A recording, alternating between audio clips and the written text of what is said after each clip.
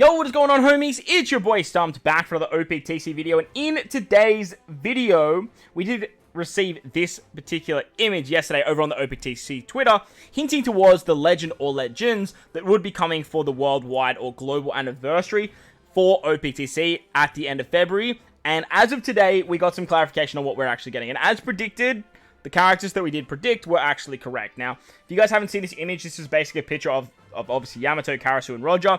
And these red dots symbolize a position in their name. The A in Yamato, the S in Karasu, and the L in Roger.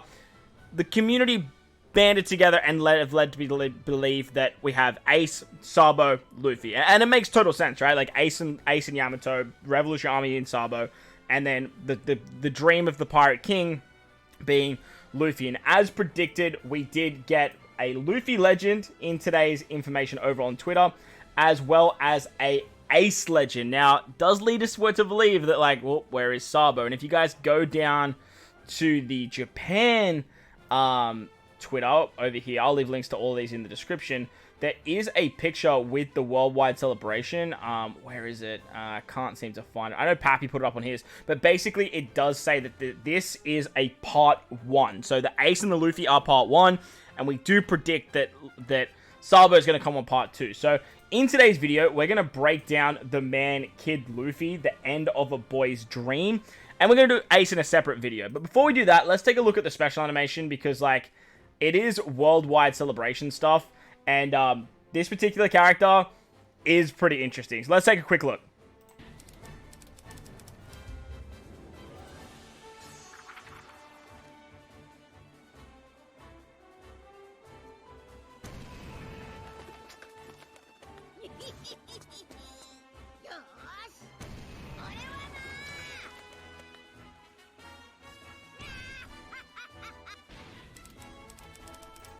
Alright, so beautiful, beautiful stuff there. Very, very pretty special animation, and obviously sharing the dream of the Pirate King. So let's take a look at Luffy. Let's see what he actually does, and let's break him down. Is this the new best legend in the game? You guys are going to have to let me know in the comment section below. And while you're down there, don't forget to belt the like button and hit that big red subscribe button if you guys haven't done so already. So here we go. Monkey D. Luffy, the end of a boy's dream. The captain ability, sharing the dream with the king of the pirates. Boosts cruise attack by 4.75 and HP by 1.3. Makes recovery and tandem slots have matching slot effects. And then boosts the effect of the captain ability based on the accumulative values earned from past turns and defeating enemies. +2 for a past turn, and +1 per defeated enemy. So this is still a little bit unclear what this actually means. Obviously, for every enemy that you defeat, you can get +1 to this counter, and this is an accumulative effect. So it is affected by Red Haki. So every enemy on a stage, which can cap out at 6 enemies, will give you +1. So the maximum you can get from a stage, but just by killing enemies, is +6. And if you kill everything on that turn, it goes to 8. And then I imagine when you move into the next stage, if there's a preemptive, it will go to 10. So that's the max you can get if there are 6 enemies on the stage. Just be mindful of that, 6 enemies. For every past turn, I do believe that the preemptives will trigger this as well. Stalling will also trigger this. It says past turn, so I imagine that if you stall a turn, you will get +2. But I am very interested to see if cooldowns or boosted effects will have an impact on this particular ability. And the reason I'm bringing that up is because when we dive into the rest of this guy's captain, you guys will understand what I mean by being a bit wonky if they don't. So the cumulative value from 10 to 19... So if you've passed 5 turns, or if you've killed 10 enemies, up to 19, will then boost the cruise attack by 5 times, HP by 1.3, makes recovery and tandem have matching slot effects, and allows you to obtain recovery slots with perfect taps, reducing damage by 10%. So a little bit of a buff, not that massive, like 4.75 by the way, very low, like a very, very low captain. It is rainbow, which is nice, but still not exactly the greatest thing in the entire world. And it is quite low. It is a rainbow, though, so just be mindful of that. 4.75 in this day and age is not, like, all that crash hot. But it is definitely feasible, especially when you get to the 10 to 19. 5 times Rainbow Captain is really, really nice. And getting recovery orbs with perfect hats can be awesome. Struggles when they do damage, though, with that debuff, but it is what it is. Cumulative value of 20 to 29 is now 5.25 attack, 1.3 HP still. Will reduce bind by 10 turns, makes recovery and tandem slots have matching slot effects, allows you to allows you to obtain recovery with perfect taps, and reduces damage by 15%. If you have 30 or more, boosts the crew's attack by 5.5, HP by 1.3, reduces paralysis and bind by 10 turns, and makes recovery and tender slots have matching slot effects, allowing you to obtain recovery through perfects and reduce damage by 20%. An absolute mouthful of a captain ability. But really, it's just like different stages. Now remember, it's all based on the cumulative value of killing enemies for +1 or passing turns for +2. How many stages stereotypically are in today's era? For most endgame content, if we're talking treasure map and Kazuna, you have 3 stages that don't have many enemies on them. And there isn't too much long content going around where you are going to see the 30 charges. So if you can get the cumulative value of 30 or more, a 5.5 Rainbow Captain with 1.3 times HP, 20% damage reduction, matching slots, eating recovery also perfect, and utility of bind and paralysis, not that great, but bind is like one of the best captain, if not the best captain ability in the entire game. The only problem I have with this unit is getting to the 30 is basically non-existent. Unless the boosted effects or special charges affects the cumulative value of that +2 for per past turns, then like I just don't see it ever happening hitting that 30.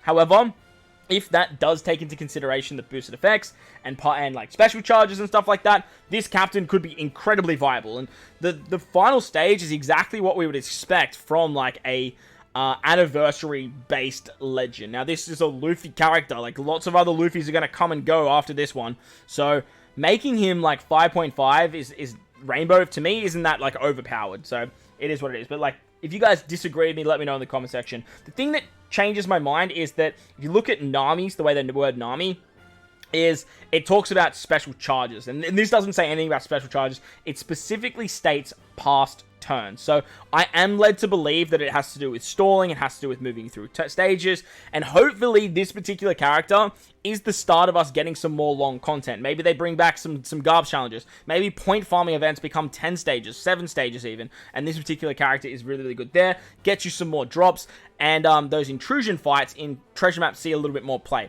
But after doing the math, to get the 30 charges, you need 6 enemies on every stage, and you need to at least get to turn 4. So, it's a lot of enemies you have to kill, it's a lot of preemptives, there's a lot of extra charges. So, I don't know how viable that last part of the captain ability is going to be. But, when you can get there, absolutely insane. The second stage as well, like 20 to 29, is also very hard to attain, and that's where the bind comes in. So this guy gets very good as a captain around the 20 accumulative value stage, and it does mean in hard content, in the early stages, if the boost doesn't work, you are going to be at a much lower captain. Needless to say, though, you are a rainbow captain, you have matching slots in recovery and tandem, you can eat recovery through perfects, you have damage reduction, which is quite nice, so it is a pretty interesting captain. Special, connecting the end of the dream, reduces crew's despair and attack down by 7 turns, slot effects by 2.25 for 5 turns. Wild. Boost the chain multiply by 1.2 times for 1 turn, and if you land 2 perfects, boost the chain multiply by 1.35 times for the next turn. If you land another 2 perfect strikes in that turn, boost the crew's chain multiply by 1.5 times, and further increase the crew's slot effects by 0.5 the following turn. Absolutely monstrous special ability. This is one of the best specials in the entire game. 5 turns of a 2.25 times Rainbow Orb boost is crazy. Plus, you get the chain multiplicative buff. It's not a chain addition, it's a multiplicative buff. Very similar to stuff like the super type of Yamato, the special of Anniversary Zoro, all of those types of characters and the way they work with chain boundary and chain addition. The 1.5 is massive. On top of that, you get a 0.5 buff to your orbs, which he provides, and you get crazy utility with 7 turns of attack down and despair. Attack down removal is just so goated. So, very, very good special. It's just going to be very interesting to see if they bring out more long content to make this guy's captain more viable, as well as making that 5 turns of the orbs just a little bit more powerful too. The next part of this guy is, as you can see here, is a bit of a mouthful. So, this guy does have a final tap, as you can see. He has a super class for free spirit, which is very, very nice. And he has a whole bunch of very, very good supports and sailor ability. So his crewmate makes recovery and tandem slots have matching slot effects and adds an additional 300 when obtaining a recovery slot. Super nice. His support goes on Ace, Garp, and Sabo. Once per quest, if they use a special, boost the supporter's base stats by 1.5 until the next battle. Absolutely insane. And then the final tap further boosts the chain multiplier of the final tap by 1.75. So this is just like Uta, Robin, Yamato, all of that. However, this guy directly then boosts the chain multiplier as well. So very, very powerful final tap. But again, probably something that I wouldn't chase. It's nothing too insane, but from what we've seen lately, it is the second best final tap in the game. Right behind like K-Dad and the Straw Hat Crew and their final tap. Because I didn't notice this while recording. I was just doing the Ace video and I noticed this. If you look at Luffy's final tap special, let me just quickly enhance this. Because like this is very, very important. If you guys take a look here at Luffy's final tap Sugo, right here, it says, further boost the chain multiplier on the final tap by 1.75. Nowhere does this state that this has to be on the final stage. You can do Luffy's final tap every single turn! That is crazy! That is so good! Like, that is so good! Absolutely wild. Like, it's wild. That's wild. That's wild. What? Crazy. The super class, you need Ace, Sabo, Garp, Shanks, Markano, Dedan, or after 10 turns. So, the after 10 turns part does lead me to believe again that the passing turns thing is just like passing turns. But, like I said, if it was like the boosted effect, it would make this guy like completely viable in short content. Reduces crew special charge by 2 turns. Extends the duration of the lock chain multiplier and chain multiplicative boost by 2 turns, and then changes free spirit class to super free spirit. So basically the way this works is when you get that 1.5, you just want to extend it for 2 turns. If you have a chain lock multiplier, so like a chain boundary, you can just extend that too. So very, very, very powerful stuff. Very, very good with his super type. Then in his rumble kit, oh, by the way, he is a Psy Fighter Free Spirit. That's the typing of Luffy. Psy Fighter Free Spirit. For Rumble, apologies I'm not zooming in on this stuff. It just ends up becoming a bit of a nightmare for the video. Because like if I go like this and can I go Control Plus, like it doesn't change the sizing, as you guys can see. So look, unfortunately, it is what it is. The level 10 special targets fighter class teammates attack up level 5 for 25 seconds, speed up level 5, defense up level 5, and targets 2 enemies for 3,000 fixed damage. The ability is fighter teammates HP up level 5, speed up level 5, defense up level 5. So absolutely, and on a 25-second cooldown for his special too, by the way. Holy shit. This guy is absolutely insane in Rumble. Like a really, really good Rumble character. Really great passive. Really, really good special. Fixed damage and giving like some monstrous buffs there. Very, very powerful. GP stuff, he gives 3 low attack teammates for CT 50% reduction. Targets 3 high attack teammates for enemies for attack down level 10. And then he does Psi and Strength teammates attack HP crit level 4. And then fighter teammates attack speed level 3 and CT speed level 2. So you can do some really, really cool stuff here with some Psi and Strength fighter characters. Some characters off the top of my head, you have stuff like Katakuri, Marco, Who's Who, Ulti, like those types of units. And you could definitely do some really, really powerful stuff there. So that's Luffy. If you head over to the JP Twitter as well, they put together a little video here.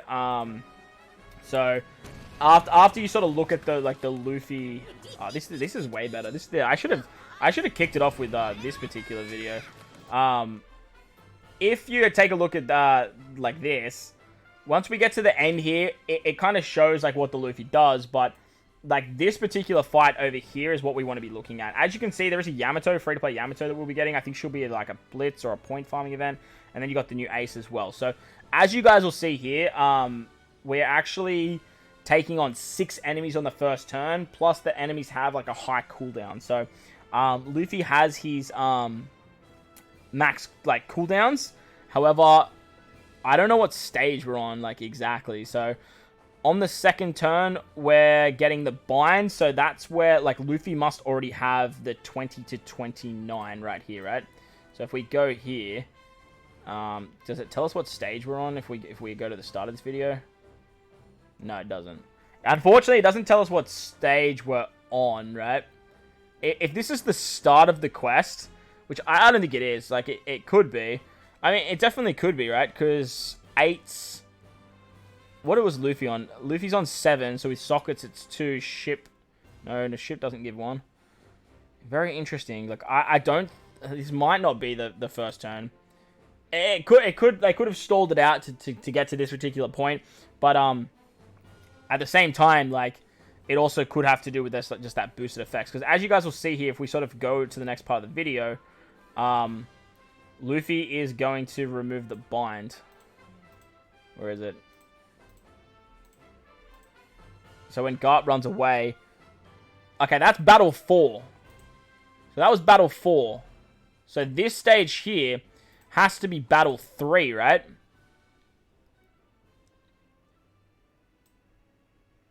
So if this is stage 4, we're doing a bit of science here, a bit of math science.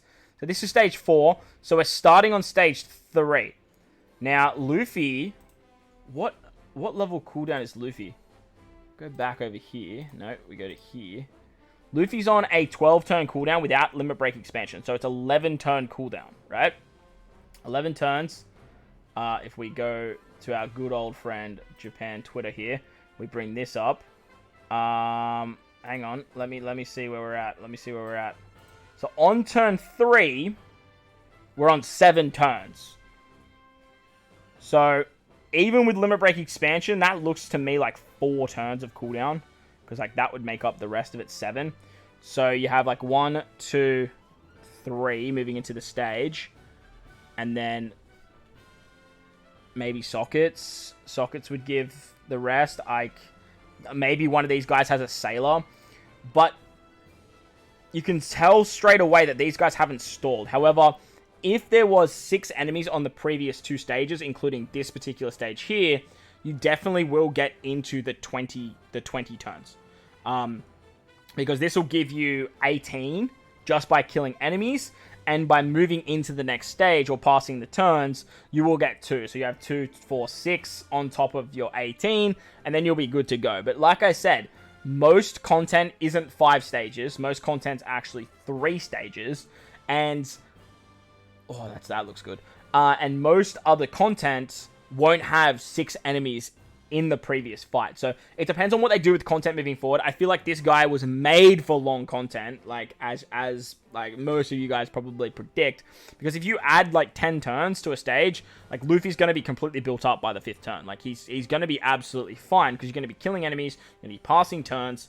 Most of the time, like if you look at something like Dofi 2, like there are like 5 enemies on the first stage, so you can do some really cool stuff there. So hopefully this opens the door to some like harder content that is longer, some long stage content, because like Luffy's special too, by the way. Like you carry that shit through like 3 turns, easy peasy, and then you can like back end it like very, very nicely. So it's gonna be an absolute forest killer. It's gonna be absolute like long content killer, but it is like to be inspired or desired of what this guy could do in stuff like Treasure Map and stuff like Kazuna and those shorter forms of content. But let me know your thoughts and opinions of the unit in the comment section below. While you're down there, don't forget to belt the like button for me. And if you're new to the channel, you haven't done so already, hit that big red subscribe button. Most importantly, wherever you guys are in this beautiful world, please remember to enjoy the rest of your day. As always, homies, I thank you for watching, and I will catch you all in the next one. Let's